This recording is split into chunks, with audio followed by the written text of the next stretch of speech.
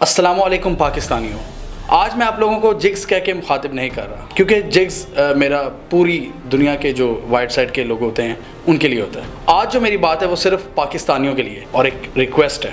पिछले दिनों जो पाकिस्तान में कुछ वाक़यात हुए और उसके बाद जो चीज़ें सामने आई, धरने हुए, उन सारे वाक़यात ने हमें एक्सपोज करके रख दिया। हमारी आवाम की अंदर की जो नफ़रत थी एक दूसरे के ख़िलाफ़, वो उभर कर सामने आई है। मैं बात कर रहा हूँ हमारे माशरे की दो एक्सट्रीम साइड्स की, लिबरल्स की और रिलीजियस ग्रुप्स की। एज अ पाकिस्तानी हम एक दूसरे से इतनी नफ़रत क्यों करते हैं? रिलीजियस लोगों ने जो धरने के दौरान इस्लामाबाद में जो ज़ुबान इस्तेमाल की वो सबके सामने है। ईदी साहब को इवन गालियाँ दी गई, और किस तरह माशरे का एक जो दूसरा सेगमेंट है जिसको आप लिबरल सेगमेंट कह सकते हैं, किस तरह उनको जज किया गया और सिर्फ ये इंप्रेशन दिया गया कि सिर्फ हम ही दीन के ठेकेदार हैं और हम किसी को भी मुस्लिम से गैर मुस्लिम करार दे सकते हैं। वो जलसा मजहबी था या सियासी था, उसके मकासद सियासी थे या मजहबी थे। पिंडी का शेख भी कहने लगा कि मुमताज़ कादरी वोट बैंक है। मैं कहा पुत्रा तेरा वोट बैंक नहीं, मुहम्मद अरबी दे दीन दा वोट बैंक है। हुण पुत्रो वोट मुमताज़ कादरी दा तुहानू नहीं लभना, वोट मुमताज़ कादरी दा उन्हां नू लभना है जिन्हां लब्बैक दे नारे लाए। साकिब नसार चीफ जस्टिस बनिया ना सुप्रीम कोर्ट दा, ये किसी हिंदू वकील दे कुत्ता जो पाकिस्तान में मरदा। उस कनाडा वाले बेगैरत के बारे में, उसके बारे में बैठ जा पादरी। तो एक तरफ तो ये कुछ हो रहा था, दूसरी तरफ क्या हो रहा था? और इवन धरना खत्म होने के बाद लिबरल्स की तरफ से इन रिलीजियस ग्रुप्स पे शदीद बैशिंग हुई कि पाकिस्तानी रियासत इन खून ख्वारों के सामने झुक गई है, पाकिस्तानी रियासत ने एक बार फिर रिलीजियस ग्रुप्स के सामने हथियार डाल दिए हैं, एंड सो ऑन। आखिरी बार जब शरीयत का मुतालबा हुआ था तो उसके बाद एक मुल्क आग में चला गया था, ऑपरेशन होता रहा 10 साल, दहशतगर्दी की एक लहर आ गई, फौजी ऑपरेशन शुरू हुआ, तो क्या ये भूल गई रियासत? तो इस किस्म के उनके तहफ़्फ़ुज़ात थे लिबरल्स के, जो काफ़ी हद तक लॉजिकल भी थे। आपने अपना national action plan, hate speech, सबको भुलाकर, सबको रौंद कर उनसे मुआहदा कर लिया। लेकिन ये भी हमारी बहस नहीं है। यहाँ पर भी एक और मसला जन्म लेता है। जिन लिबरल्स को दुख था कि मौलवियों के साथ आपने ये एग्रीमेंट कर लिया और उनके सामने आप झुक गए, क्या उन लिबरल्स में इतनी हिम्मत है कि अपना एक ग्रुप जमा करके इस्लामाबाद को ब्लॉक करके अपने मुतालबात मनवाए जाएं? क्या इस बात से कोई डिनाई कर सकता है कि ग्राउंड पे अगर देखा जाए तो सबसे ज़्यादा मौलवी एक्टिव होते हैं? आप जितनी मर्जी उनसे इख्तलाफ कर लें, लेकिन ये एक हकीकत है कि ज़लज़ला हो या सैलाब हो, हाफिज़ सईद की जो खिदमत फाउंडेशन है वो ईदी फाउंडेशन के साथ, आर्मी के साथ और सिविल इदारों के साथ ह्यूमैनिटेरियन रिलीफ वर्क में सबसे आगे होती है। और फिर मौलवी खादिम जैसे लोग वो अपने एक कंसिडरेबल नंबर को लाकर शहर ब्लॉक कर सकते हैं। क्या कभी लिबरल्स में ये करने की हिम्मत हुई? आपने अपने मुतालबात मनवाने के लिए क्या किया? आपने डॉन और ट्रिब्यून में आर्टिकल्स लिखे सिर्फ, जिसको शायद अवाम की 5% तादाद भी नहीं पढ़ती, और वैसे ही हमारी अवाम को पढ़ने से वैसे ही बहुत एलर्जी है। तो यहाँ आता है लिटरेसी रेट वाली बात। पाकिस्तान में शदीद डिवाइड है, पढ़ा लिखा तबका, अनपढ़ तबका, जाहिल तबका, समझदार तबका, तमीज़दार तबका और बदतमीज़ तबका। इन शॉर्ट इकोनॉमिक इम्बैलेंस का एक बहुत बड़ा वॉल्यूम है जो कि बढ़ता चला जा रहा है। गरीब और अमीर की डिवाइड में बहुत ज़्यादा फ़र्क आता जा रहा है, और इसी इम्बैलेंस की वजह से हमारी कौम के जो दो एक्सट्रीम्स हैं वो एक दूसरे के सामने आकर खड़ी हो गई हैं। जब तक मुल्क में तालीम नहीं आम हो जाती, मैनेजमेंट सिस्टम्स नहीं ठीक हो जाते, करप्शन ख़त्म नहीं हो जाती, धरने, दहशतगर्दी और जराइम इसी तरह होते चले जाएंगे।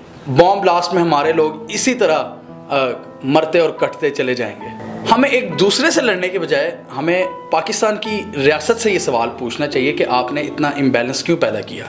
हमें रियासत की पॉलिसीज़ पर तनकीद करनी चाहिए, और उन पॉलिसीज़ ने हमें एक दूसरे के सामने ला खड़ा कर दिया। वो एरिस्टोटल ने कहा था ना कि poverty is the parent of crime and revolution. आप जितना मर्जी इख्तलाफ कर लें, लेकिन ये कैओस और अफरा तफरी फैली रहेगी मुल्क में। इसलिए लिबरल्स, जो कि एक रिलेटिवली एजुकेटेड सेगमेंट है माशरे का, उनको अपनी एनर्जीज रूट कॉज पर सर्व करनी चाहिए, ना कि उनकी सिम्टम्स पर। Find the solution of disease, not the symptoms.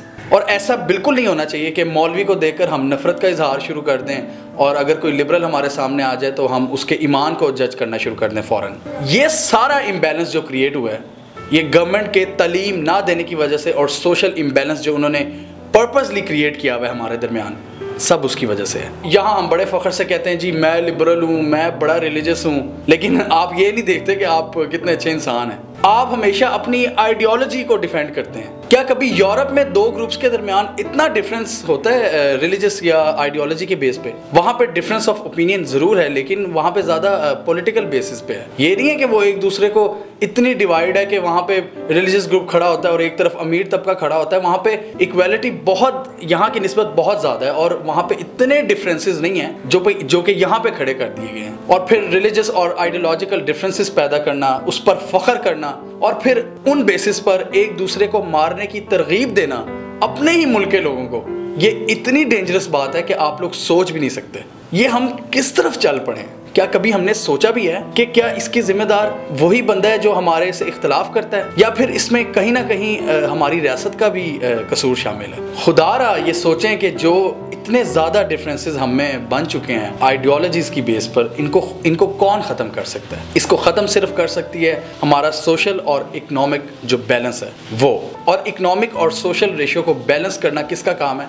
सिर्फ रियासत का काम है। ये मेरे जैसा बंदा अगर आज सोचे कि मैं चेंज लाऊंगा तो उससे माशरे में कितना कुछ चेंज आ जाएगा। जो इकनॉमिक और जो बड़े लेवल पे जो मैक्रो चेंजेस हैं जिनका इम्पैक्ट फिर नीचे तक जाता है, जो इकनॉमिक पॉलिसीज़ होती हैं, जो एजुकेशन पॉलिसीज़ होती हैं, जो सोशल पॉलिसीज़ होती हैं, वहाँ से इम्पैक्ट पड़ना शुरू होता है और वो सिर्फ हमारी रियासत का काम है। गवर्नमेंट की जो गलतियाँ हैं उनको हम पिन पॉइंट करने की हमारी आदत ही नहीं रही। हम पता नहीं किन चीज़ों पर लगे होते हैं, हम एक दूसरे को ब्लेम कर रहे होते हैं, ब्लेम गेम में पड़े हुए हैं। पता नहीं, आप यूरोप में ज़रा जाएँ, वहाँ पे इतनी सी भी कोई वो पॉलिसी पे इख्तलाफ हो जाए तो पूरा मुल्क बाहर आ जाता है गवर्नमेंट के खिलाफ, ना कि अपने लोगों के खिलाफ। तो खुदारा इस बात को समझें। इस सिलसिले में आपको ये भी करना चाहिए कि आप सही इंसान को वोट दें, जो कि महज इलेक्शन से 5 से 6 दिन पहले आके आपकी गली की जो नालियाँ होती हैं वो सिर्फ पक्की ना करवाए, बल्कि जेन्युइनली 5 साल रिफॉर्म्स पे भी काम करे जिनका असर हमारी ज़िंदगियों पे पड़ता है। हमारे बच्चों को तालीम मिलती है, स्कूल बनते हैं, हस्पताल बनते हैं, पॉलिसीज़ होती हैं, इकनॉमिक पॉलिसीज़ होती हैं। खुदारा इन चीज़ों को भी देखिए।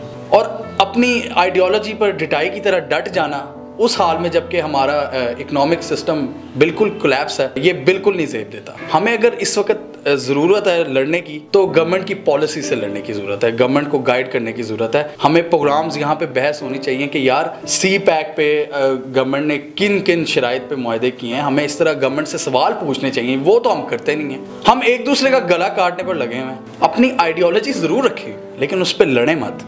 बी अ रिफॉर्मर और एन एक्चुअल डूअर। मैदान में आए।